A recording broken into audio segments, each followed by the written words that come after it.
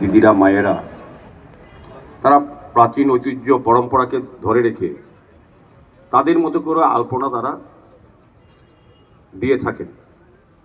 এবং আমাদের সরকার মনে করছে না, এই জায়গাটাই যাদের উৎসাহ আছে, যারা এই কাজটা করছেন আগে থেকে এখন অবধি, তাদেরকে সম্মানিত করুক, মূল্যায়িত করুক, তাদেরকেই দিয়ে এটাকে আরও প্রসার করা হোক।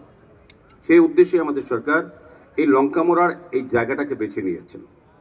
এটা শুধু আজকে এই চারবর জেলার লঙ্কামোড়া বিখ্যাত না, এই রাজ্যের না, দেশের না, বিভিন্ন বিদেশ থেকে যখন আসে পর্যটনের জন্য বা কোনো কারণে, তারা এতটা এই জায়গাটা গ্রামটা জনপ্রিয় হয়ে গেছে এই আলপনার কারণে। বিশেষ করে এখন মানুষ খুঁজে যে আলপনা গ্রামটাকে দেখতে যাব, কারণ তারা ভাবে এবং বিশ্বাস রাখে যে আমাদের যে প্রাচীন ঐতিহ্য বর্তমান প্রজন্ম যারা জানে না, তাদেরকে জানান দিতে গেলে, তাদেরকে বোঝাতে গেলে, ইতিহাসকে তুলে দিতে গেলে আলপনা গ্রামে আসতে হবে, এই লঙ্কামোড়ায় আসতে হবে।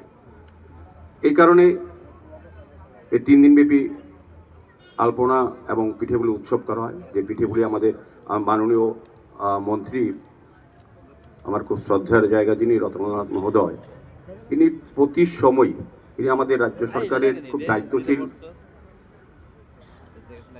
সিনিয়র মিনিস্টার, একদম বলবো দায়িত্বশীল রাজনৈতিক ব্যক্তিত্ব, পাশাপাশি নতুন চিন্তা ভাবনার তৈরি করার যে ব্যক্তি রয়েছে আমাদের রাজ্যের রতননাথ মহোদয়।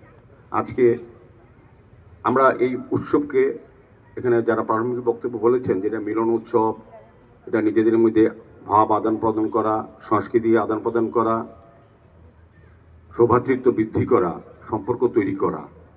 তখন কিন্তু মেলার মধ্যে যেটা উনি মেলায় প্রারম্ভিকভাবে উনি যখন এসছেন, আমরা যারা এসছি আমরা নিজেরা এসছি কিছু বলার জন্য, কিছু শোনার জন্য। আর উনি যে কাজটা আমরা বলি, উনি কিন্তু বাস্তবিক পিঠাগুলি নিয়ে এসছেন মোহনপুরবাসী থেকে লঙ্কামোড়াবাসীকে। বুঝুন জিনিসটা কত সুন্দর, যেটা আমরা বলি যে মিলন উৎসব, বিনিময় উৎসব, উপহার দেওয়া হয় ভালো দিনে, শুভ দিনে। উনি কিন্তু মোহনপুরবাসীর হয়ে উনি আমাদের এই লঙ্কামোড়াবাসীকে কিন্তু উপহার দিতে এসছেন। কাজে কত বড় মানসিকতা, কত চিন্তা, কত নতুনত্ব, অভিনবত্ব ওনার মধ্যে আছে, সেটাকে আমাদের অনুসরণ করতে হবে। আমরা সিনিয়রদের বা প্রাচীন ঐতিহ্যকে আমরা অনুসরণ করি বর্তমান ভবিষ্যৎকে শিক্ষা দেওয়ার জন্য। তো আমি বলবো যে আমাদের সরকারের উদ্যোগে 2019 সাল থেকে এই অনুষ্ঠান শুরু হয়েছিল। এটা ষষ্ঠবারের মতো। এই এলাকার, এখানে অমৃতও বলার চেষ্টা করেছিলেন যে এলাকার মানুষ খুব সহযোগিতা করে। আমি বলবো এই এলাকার মানুষের মানসিকতা অনেক বড়, কারণ বিভিন্ন জায়গা থেকে, রাজ্যের বিভিন্ন প্রান্ত থেকে, বিভিন্ন জায়গা থেকে মানুষ আজকে এবং কালকে পরশুদিন এই আলপনা দেখতে আসবেন। আলপনা যারা করে তাদের সঙ্গে পরিচিত হবেন, ছবি তুলবেন, এবং পিঠে যেগুলি আমরা যেটা হারিয়ে যাওয়া সংস্কৃতিকে তুলে ধরার চেষ্টা করছি, সেগুলি তারা ক্রয় করবেন, খাবেন।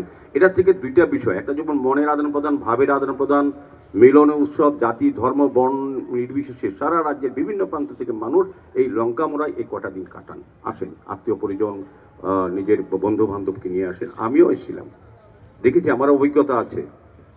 কয়েক বছর আগে আমি মাননীয় রাজ্যপাল আমার তেলেঙ্গানা, যিনি জিষ্ণুদেব বর্মা এসেছিলেন, আমি ও প্রোগ্রামে ছিলাম, কিন্তু লক্ষ্য করেছিলাম তখন যে অনেক জায়গায় মানুষ আসেন পিঠে খাওয়ার জন্য, পিঠে পুলি নেওয়ার জন্য, কিন্তু তখন তারা পায়নি।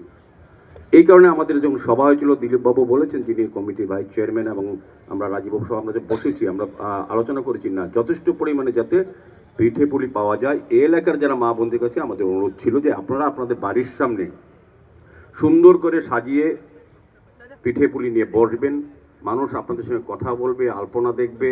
এবং পুরনো ঢেকি বা চুলো, উনুনের চুলো কিন্তু আজকাল শহরে বা কোথাও পাওয়া যায় না।